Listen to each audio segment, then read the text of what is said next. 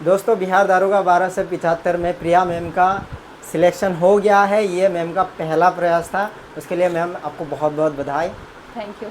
तो मैम बहुत से स्टूडेंट्स ये जानना चाह रहे थे कि बिहार दारोगा में सिलेक्शन लेने के लिए कौन कौन से बुक्स पढ़ने चाहिए, प्री के लिए, मेंस के लिए। प्री और मेंस के लिए मैंने अलग अलग बुक नहीं पढ़ा था, मैंने एक ही बुक्स पढ़े हैं प्री और मेंस दोनों के लिए। सबसे पहले लुसेंट को पढ़ना है। लुसेंट के बाद आप एनसीईआरटी का वन लाइनर क्वेश्चन जो आते हैं, वन लाइनर फॉर्म में जो बुक्स आते हैं, आपको वो पढ़ना है। तीसरा काम आपको ये करना है कि घटना चक्र के सारे क्वेश्चन बना जाने हैं, सबको लगा जाना है, ठीक है। और फिर चौथा काम ये करना है कि करेंट अफेयर को अच्छे से पढ़ना है। जो वन लाइनर बुक्स आते हैं मार्केट में, उन्हें अच्छे से पढ़ना है। फिर इसके अलावा आपको क्या करना ये है कि मैथ और रीजनिंग पे भी पकड़ बनाना है। मैथ और रीजनिंग के क्वेश्चन आपको आने चाहिए। इसके अलावा आप रोज़ एक मॉक टेस्ट देते रहो, डेली एक मॉक टेस्ट कम से कम लगाओ, टाइम निकाल करके ही लगाओ, लेकिन लगाओ। और आपने प्रीवियस ईयर क्वेश्चंस भी देखी थी क्या? प्रीवियस ईयर क्वेश्चन मैं देखना भूल गई थी, सच बता रही हूँ। लेकिन प्रीवियस ईयर क्वेश्चन देखे बिना एग्ज़ाम नहीं देना है। प्रीवियस ईयर अगर आप देख करके एग्ज़ाम देते हो तो निश्चित है कि सफलता मिलेगी। कितने साल की PYQs देखने चाहिए बिहार दारोगा के लिए? PYQ आते हैं, उसका बुक्स ही आता है मार्केट में, आप सीधा खरीद लो और सोल्व करो, उसके बाद ही एग्ज़ाम दो। प्रीवियस ईयर नहीं छोड़ना है, क्योंकि आपको प्रीवियस ईयर देखोगे तभी एग्ज़ाम का पैटर्न समझ में आएगा। थोड़ा सा पैटर्न में बदलाव आया है, लेकिन प्रीवियस ईयर करना है आपको। ओके। और मेंस के लिए क्या क्या किया जाए? आपने कैसे मतलब मेंस के लिए तैयारी की थी? देखिए, प्रीलिम्स और मेंस, प्रीलिम्स में से थोड़ा सा टफ क्वेश्चन आ जाते हैं मेंस में। ओके। और मैथ और रीजनिंग के जो क्वेश्चन है उसकी संख्या हो जाती है 20। तो बस यही करना है कि मैथ और रीजनिंग पे थोड़ा सा पकड़ बना लेना है, क्योंकि मेंस के का जो एग्ज़ाम है उसी से आपका फाइनल मेरिट लिस्ट तैयार होता है। तो इसे आप नहीं छोड़ सकते, है ना, क्योंकि आपको प्रीलिम्स से ज़्यादा मेंस, अगर प्रीलिम्स किसी तरह से पास कर लेते हो लेकिन मेंस नहीं पास करते तो फिर कोई फ़ायदा ही नहीं है। और मेंस का जब एग्ज़ाम होता है उसमें 2 पेपर होता है, एक हिंदी का होता है और दूसरा होता है जीएस का होता है। और उसी में मैथ, जीएस यही सब पूछे जाते हैं, करंट अफेयर।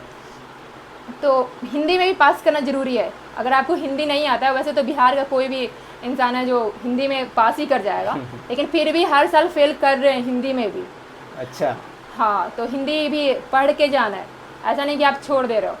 और उसके अलावा जो मेंस का दूसरा पेपर होता है उससे आप बहुत ही अच्छे से करो, क्योंकि फाइनल मेरिट लिस्ट आपका वही पेपर निर्धारित करेगा। तो उसका अच्छे से तैयारी करना है। अगर आप कहो कि बुक्स कौन से हैं, तो सबके पास वो बुक्स अवेलेबल होते हैं, मैं आपको दिखाती हूँ। तो ये रहे लुसेंट की बुक। बस नया वाला ख़रीदना है, क्योंकि नए वाले जो बुक्स हैं इसमें काफ़ी पेज बढ़ गए हैं और आप देखोगे कि अलग तरीके से बने हुए नया वाला बुक। तो आपको नया वाला बुक जाके ख़रीदना है, पुराना बुक नहीं चलेगा, ठीक है। हाँ। फिर आप एनसीईआरटी का जो वन लाइनर बुक है इस तरह से है, आप इसे भी पढ़ो। मेरे पास ये बुक था तो आप इसे भी पढ़ सकते हो। कोई भी आप देख लो, जो अच्छा लगे वो ख़रीद लो। और फिर ये रहा मेरे पास करेंट अफेयर का बुक।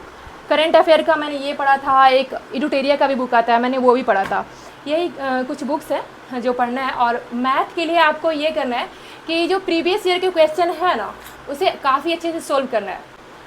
मैं एक और भी बात कहना चाहूँगी कि बिहार एसआई का एग्ज़ाम देने जा रहे हो और सोच रहे हो कि सिर्फ बिहार एसआई का ही जो प्रीवियस ईयर है उसी को पढ़ के चले जाएं, तो प्रीलिम्स में तो काम करेगा, लेकिन याद रखना मेंस का जो एग्ज़ाम होता है ना, उसमें बीपीएससी प्रीलिम्स के क्वेश्चन रिपीट होता है। कुछ क्वेश्चन है ना जो वहाँ से यहाँ पे उठा के डाले जाता है। अच्छा, मतलब 4-5 क्वेश्चन। हाँ, बीपीएससी का क्वेश्चन ना बिहार एसआई में पूछ लिया जा रहा है। ओके।